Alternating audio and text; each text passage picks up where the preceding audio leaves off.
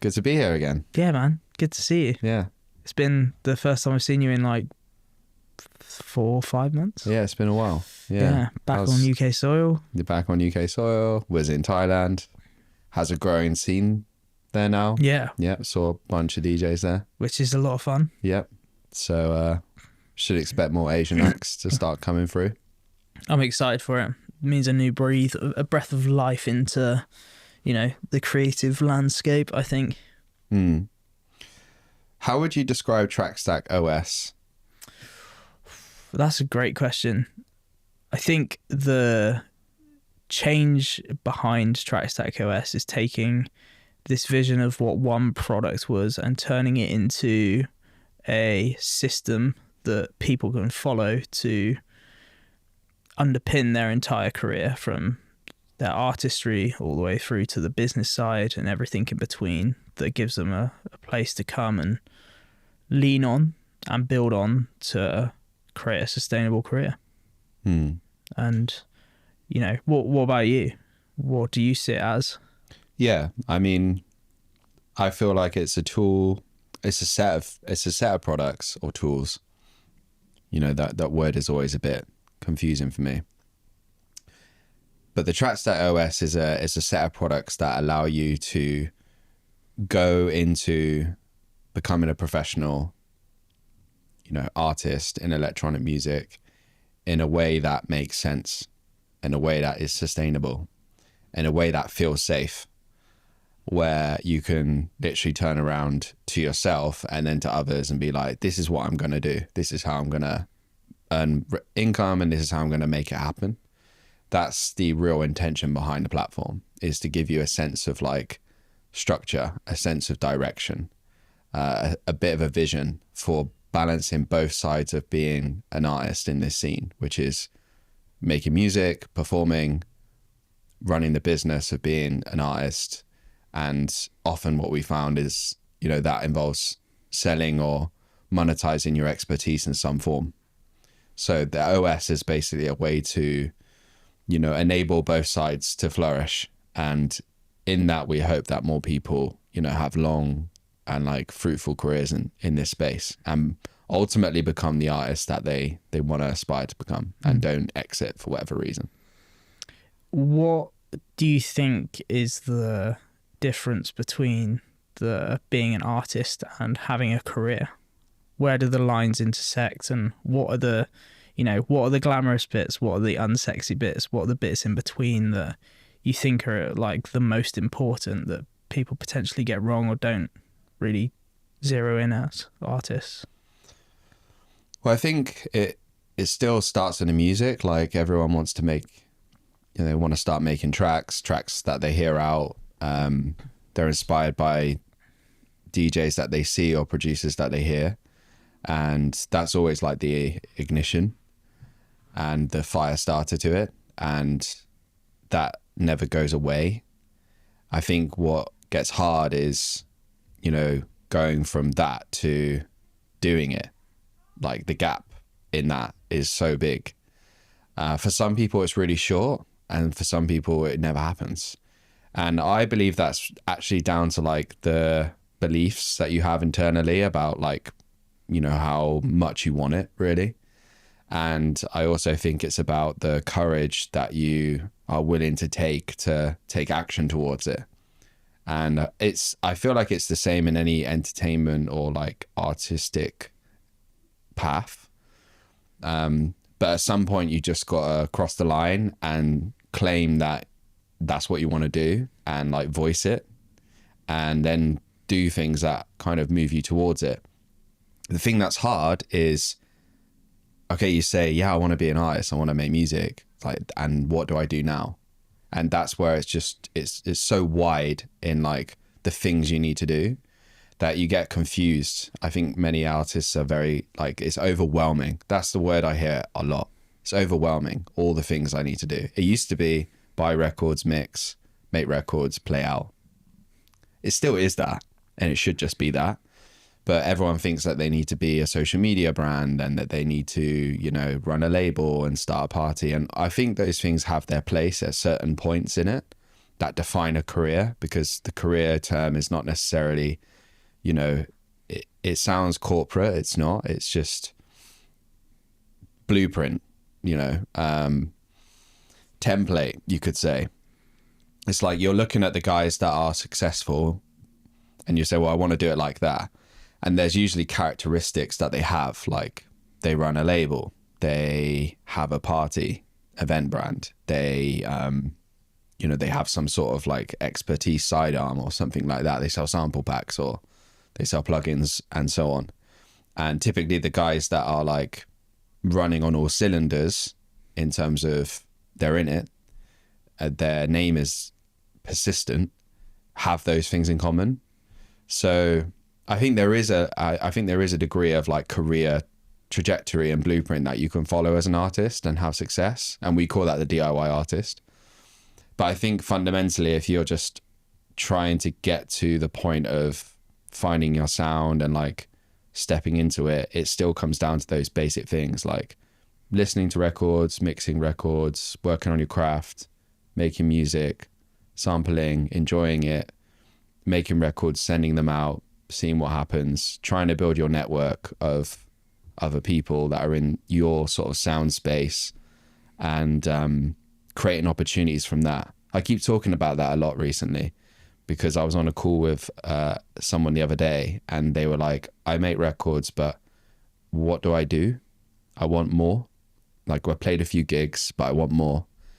And it was the first time I kind of got asked that, because I'm not like a coach, you know, but I built Trackstack, so I kind of heard enough to know like what works for people and what doesn't.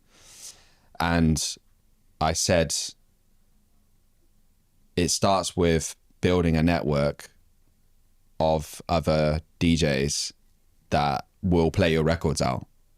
And that still is like level one. And this is where I get frustrated with the industry in some way and people that use Trackstack, because I would love to just communicate this to every single person. And maybe we need to do that, is to send an email out that says very plainly, this is what you do on this product. Yeah. This is the purpose of Here's this product. the instruction manual. Yeah, like just written down like a letter from me, signed by me. I'm going to do that. Yeah. Yeah, I'm doing that task. Claude, remember. I think the real sort of value of Inbox and Trackstack, the real core value, if you get it, is that it helps you build that first 100 pro fan DJs that like and play your music out. And if you can get to that, then you've basically got to the first milestone. And with that group of people, they're the people that are gonna play your records, kind of engage with your social media, amplify you, even if it's small. And they're the ones that are likely going to book you first and collaborate with you first, like remix your tracks or make a track with you.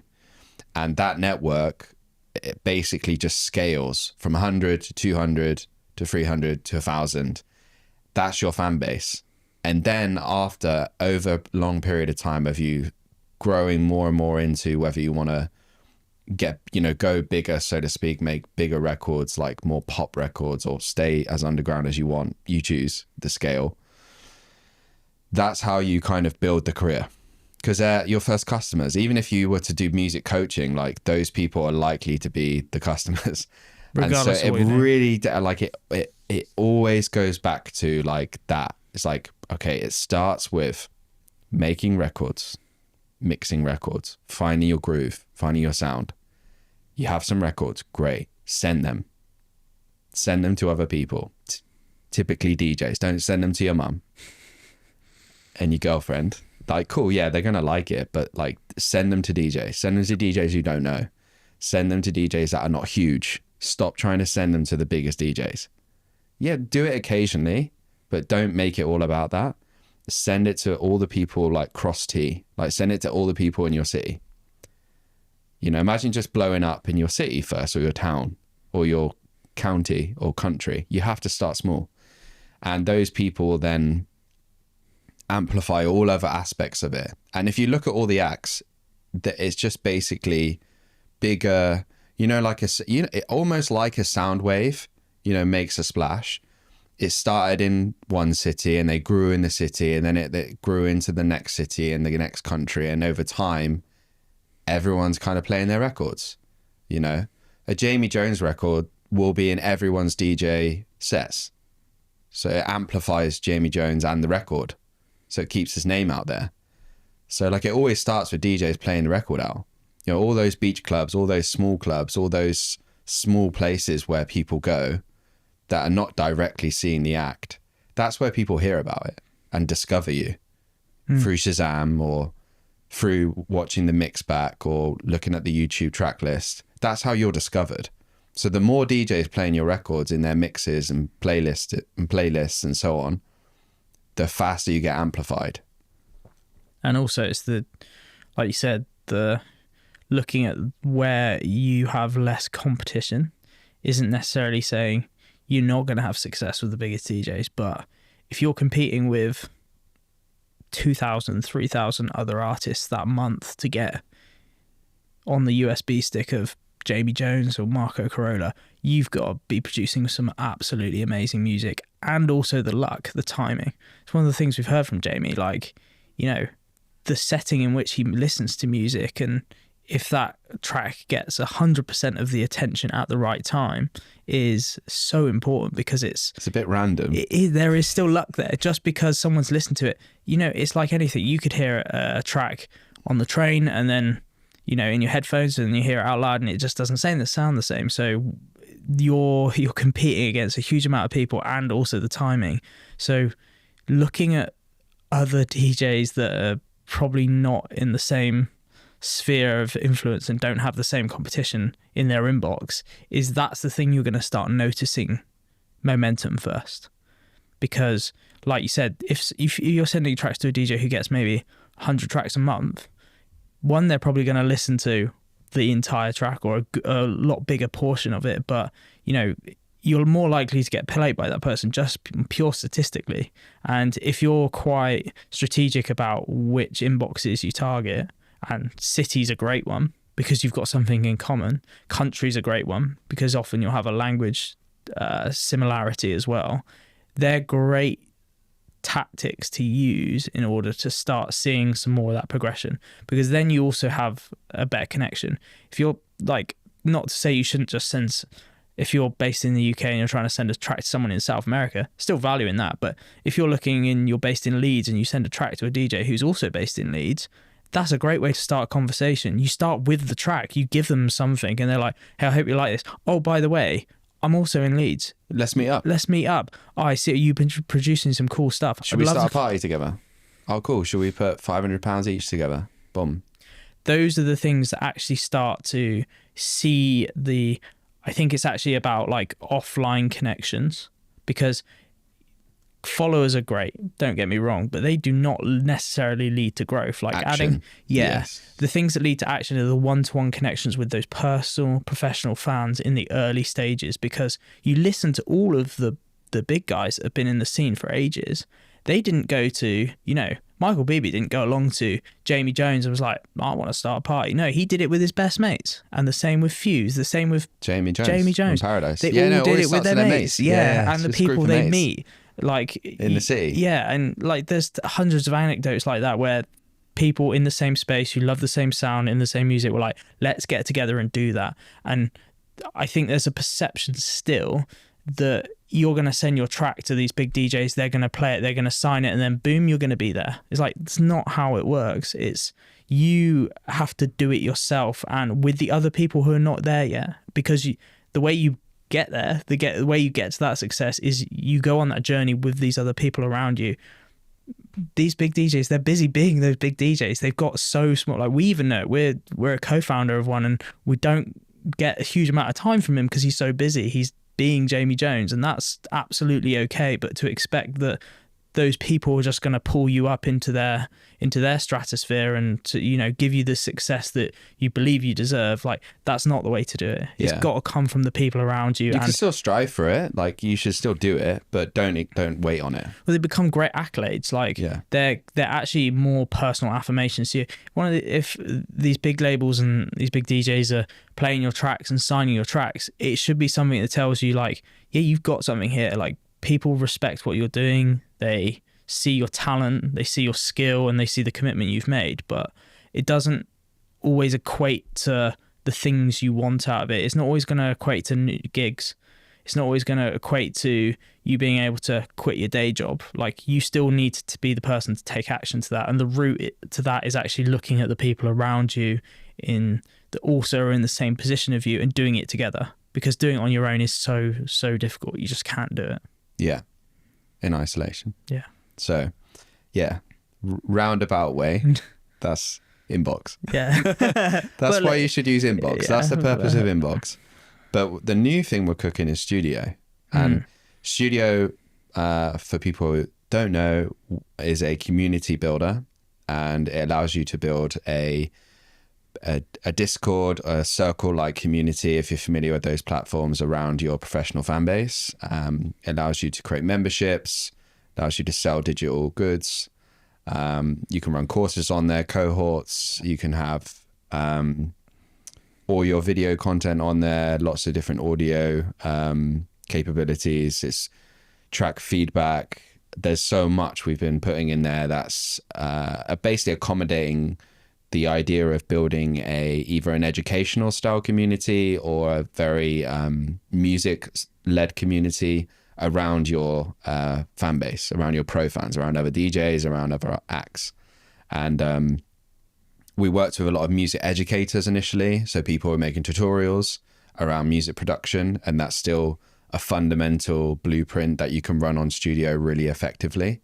But now we've kind of expanded the use case of Studio to be just a community builder around a record label or around a DJ story themselves, without it being about educational content tutorials. It's not all about that anymore, and we've reshaped the product experience to accommodate like a more member to member interaction experience. And yeah, the feedback's been really positive, and that's coming out very, very soon in the next month.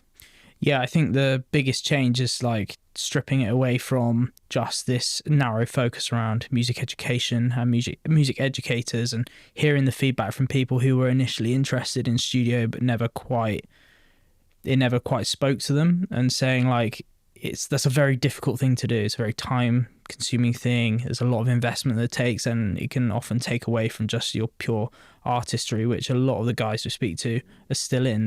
They want to be focused on making music first and foremost, which is absolutely what they should be doing. But actually building something that helps them do that and give them a place to actually start building some community.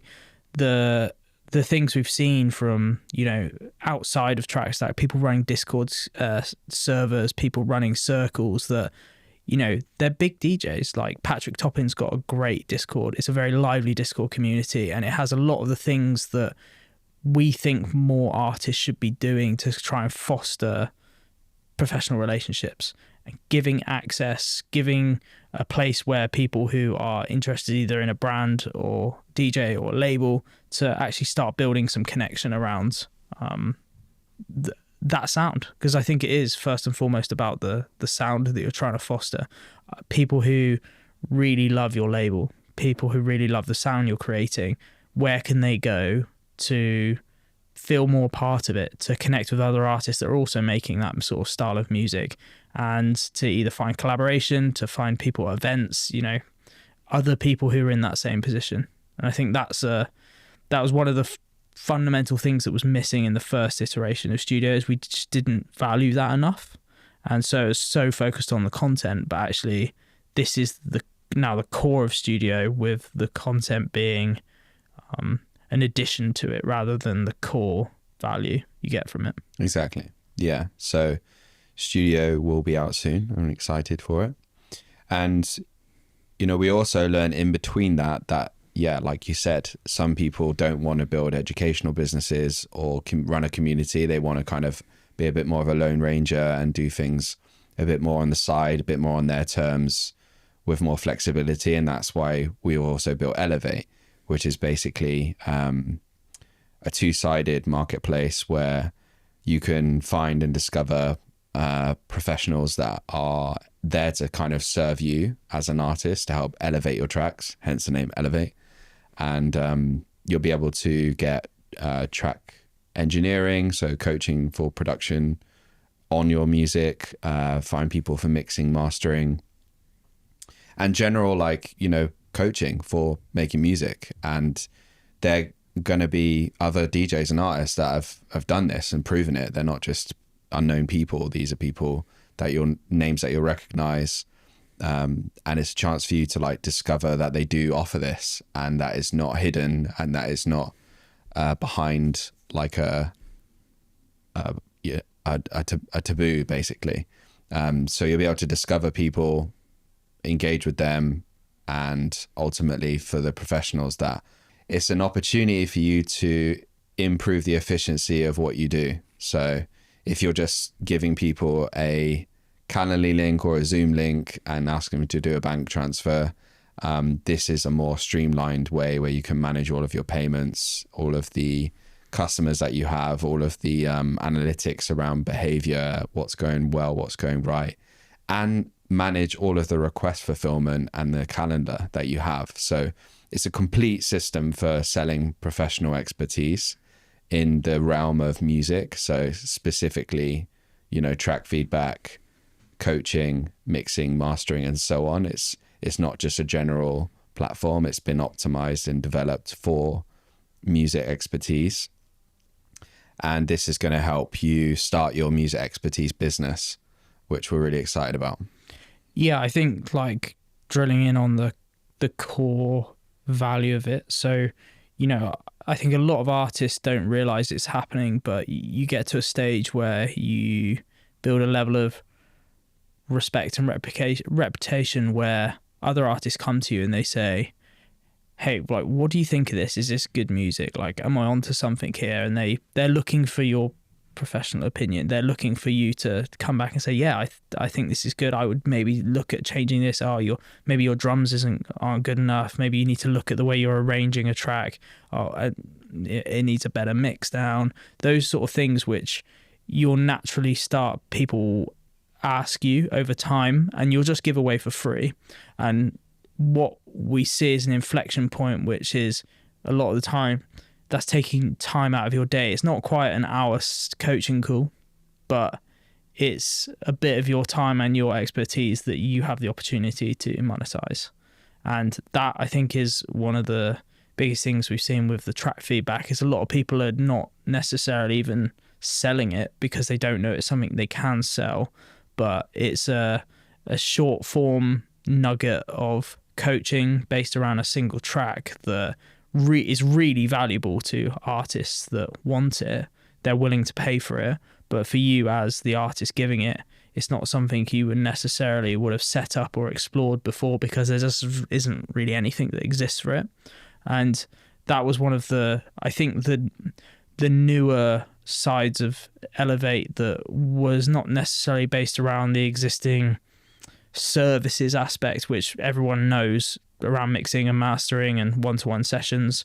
They're things that have always existed, but track feedback as a slightly new avenue, I think it's a new way that people should be thinking about where they are in their career and what they could potentially offer other artists. Mm-hmm. Agreed. Elevate, very cool. And all of that is part of the Trackstack OS, which is what we announced in January. And those tools will basically give people quite a wide coverage of like running what we think is like a DIY artist business as a electronic music professional. So the people that are running on these tools already are already earning sustainable income. For some people, have been able to go full time, quit their jobs, make bigger moves in their life, like buying a house, having a child. some really big life decisions because of the sustainability that they've given themselves and stability from this. And ultimately now they're kind of reinvesting that back into the artists that they want to do, taking on interesting creative challenges, putting on their own nights. And that's kind of the outcome of this. Is like, yes, you know, it might sound unsexy to go down that road, but it gives you a lot of stability and actually empowers you to put more time and effort into the things that you really want to do, like play out more and make more music and get that music out, because you have some capital to work with. And I think that's the most important thing to explain why we went this way, is that we want people to like become the artists that they deserve to be. But in order to do that, you need to have the infrastructure underneath your feet and the capital to be able to invest in starting your first party, getting a release campaign and putting it out there. All of that requires, you know, investment. And, you know, we are very comfortable talking about money when it comes to the music industry, but for still some people, it's like a topic that's not talked about widely. And it's like, you need money to do this. You need capital to invest in every aspect of your workflow. The tools that you work with, the plugin samples, the equipment, all requires investment. The label, the releases, the events, it all requires capital up front. And in order to have that capital, you know, where are you going to get that from? Of course, you can get that from your music, from the bookings, from the music itself, although that's getting more competitive now and it's getting tighter and tighter every year, as we've seen with the numbers. And what we've seen is some of the most successful up and coming acts are the ones like monetizing their expertise on the side. Think Kai William, Brad Brunner, Timmy P. Like, these people have been monetizing this comfortably even before Trackstack came around.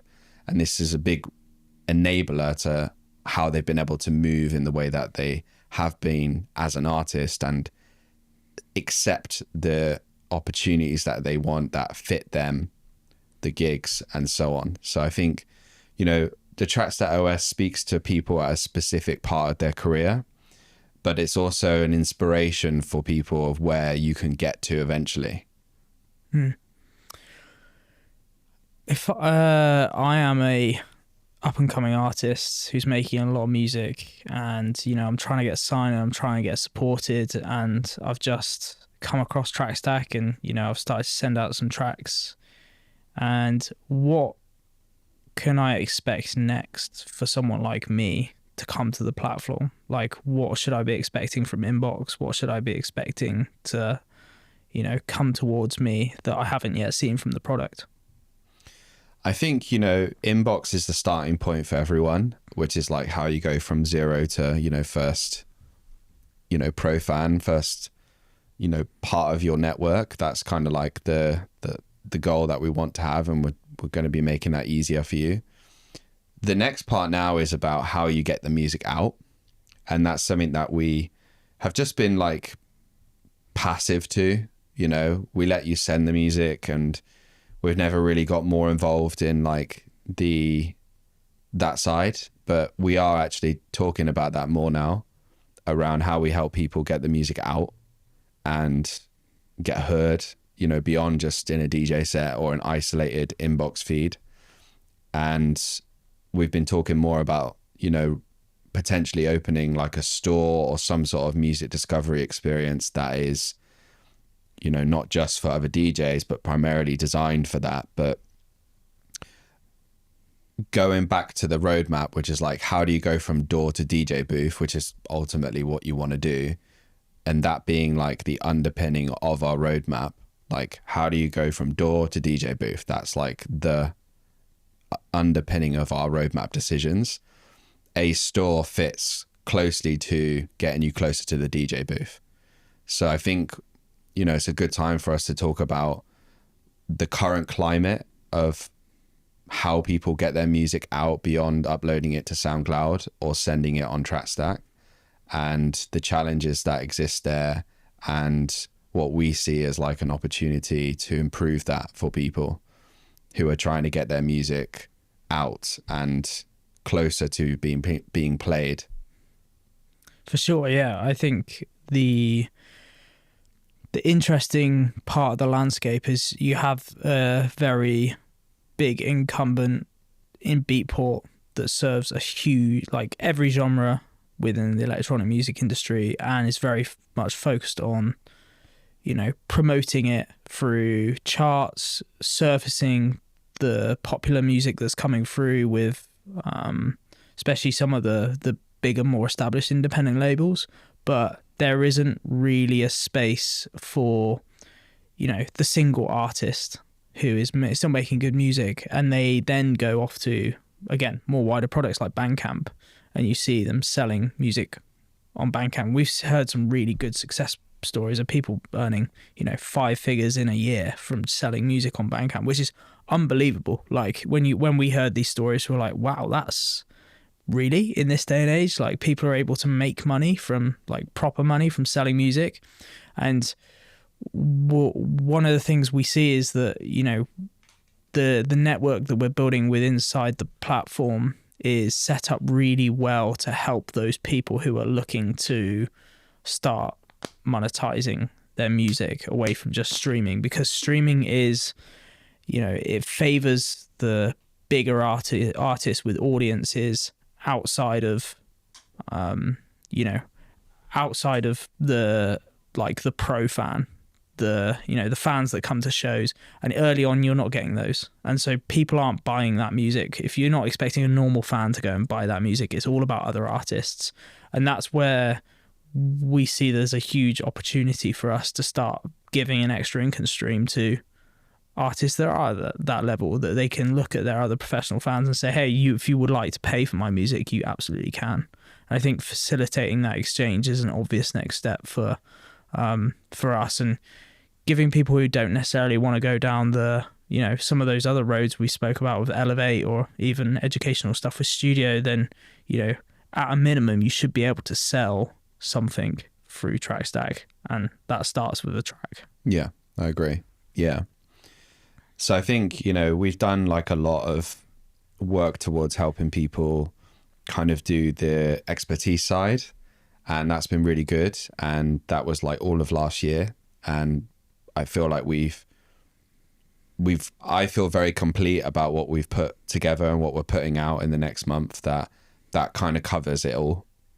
You know, if you want to be on your own and just do your own thing, Elevate. If you want to build a more scaled thing, you go to Studio. And we've seen it. Like, we have cases where it's done. And we've stayed away from the other side of, like, helping more on the artistic side, the track itself, move forward a bit further. And we've given all the power to the inboxes and the DJs and labels to be in charge of that. But when you look at the data, you know, 95% of the music on Trackstack is declined or rejected. And that, you know, says a lot about gatekeeping, and the fact that it's very disempowering for all those artists that, you know, might not be the right fit for you, but to them it was the right fit for them, and they felt like it was worth sending. So therefore they should be able to have an outlet that allows them to get it out there. And there are many ways for you to, like, self-distribute and self-release. But we're not talking about that. We're not trying to get your track on Spotify. This is not what we're talking about. What we're trying to do is give you an alternative to the rejection. So it's like, okay, I send it to the label, I don't get signed. That's all right. But it's still worth something. Why don't you put it on the store? And other DJs might like that. Other DJs that haven't heard it might like that and want that in their set, and they will buy that from you. And it doesn't matter about the label that you thought needed it. And so you're basically not putting that track to waste, because my intention with the store is to not let tracks go to waste. Yeah. Because there's so many tracks being made, and so much hour, so much goes into making a record, you know, like so much more than people let on. And you send it to a few labels that you think want it, and you get no, and then it just goes away. I think so many artists I speak to make records, then that's it. They never move outside of a SoundCloud private link. Yeah. Imagine a world where, you know, you come across a label's latest release and you're like, fuck yeah, this is good. And you can click on that artist and be like, oh shit, they've got like 30 other tracks up here. You go through, you listen to them and you're like, fuck yeah, this guy's good. Add to cart, add to cart, add to cart, bang, check out. And all of a sudden you've just made $5 maybe, not much, but like, you know, like something. Isn't that a great situation? Isn't that a situation where you've just had the opportunity to get into a new musician's inbox without you necessarily needing to send it? Because there's so many factors at play when it comes to, especially labels. Like, firstly, there's a release schedule. If they do one a month, that's maybe 12 spots a year. Yeah, like most labels do, and it's very political, especially the top ones. It's very political. And then you have off the back of that, it's like, just because that A&R or that DJ who runs that label is, you know, they've got a load of other variables to think about. Like, running a label isn't just in a vacuum, I love this track, let's put it out. Some labels have the gift of being able to do that, but for the majority, they have to think about the economics of it. They have to think about promoting it. Like, that's what their job is, to put it out there and to make it as successful as possible as it can be commercially, and then also in the spots they're promoting it. But just being able to say like, hey, let's not skip that, but for the stuff that you don't necessarily get the luck you expect to have, it's still there and available for people who are willing to discover you. And like, our job, I believe, is making that discoverability as easy as possible for, you know, this ecosystem we're building. When you jump onto, you know, your inside inbox and you're in that directory and you're clicking on a DJ's name, and you can all of a sudden see, oh, okay, yeah, this guy's got like some tracks for sale, I'm going to check him out. Yeah. Or I heard that he released on the label X, and when you see him in that list, you're like, oh yeah, I heard that track from him. And then you jump in and you suddenly find more music from them. Yeah. And that is, I think it's so obvious, but it's not had to be like curated as much, like filtered through labels and stuff. It's just there. Yeah. I mean, you could say it's like SoundCloud, but I want to frame it as something different. Yeah. This is made for DJs, and it's made for like booths. It's made for like DJ sets predominantly. It's not made for like music listening. So it's like, it's not about radio edits and like trying to optimize it for the Spotify playlist and algorithm, which a lot of people do. No, this is like, I want to play this in my set. So I want the long extended version that I'm going to download and play, because it re-amplifies the initial thing that we started this conversation with, which is like, how do you actually make this happen? Yeah. You need to have some DJs playing your music. Yeah. And obviously Inbox helps you move towards that in some way, but it's very, like I said, 5% of the time you're having some good experiences. Most of the time you're not. So all those records you're making are just kind of sat there in private, not moving. Yeah. And I don't think SoundCloud is the right platform for that type of movement anymore. I think it serves its purpose as like a portfolio of your music and your mixes and like your achievements.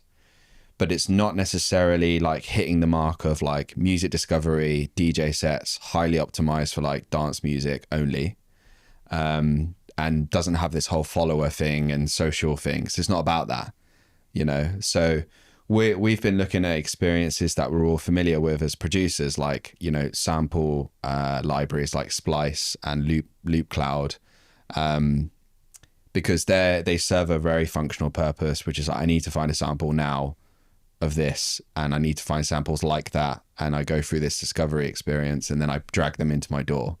And we want to build something similar for like tracks, which is like, I want to find these types of tracks with this energy profile, these types of tags, peak time tracks, show me them now. Okay, I'm going to drag them all into Rekordbox. It's many ways reversing the inbox experience, where instead of going for, hey, I'm waiting to receive tracks, I'm getting flooded with music, is like, no, I'm going out and I'm going into the world.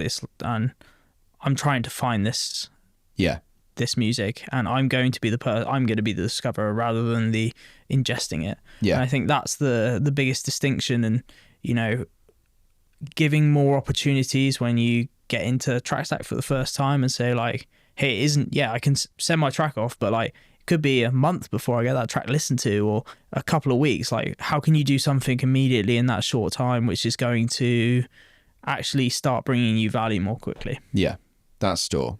And really excited to announce that today, and we'll be announcing it at IMS in front of the industry as well, that we're going to be building that, because that is like one of the final parts of Trackstack that really give it that 360 degree experience, where every track you make has a place to go, has somewhere to go.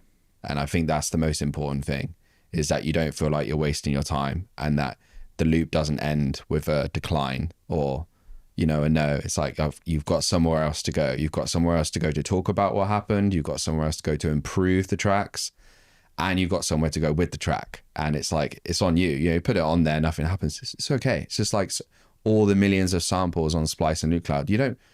Not every sample is going to be used, but they're just there if you want to. And someone might find it, be like, that's the sample for me. That's the one. Yeah. Yeah.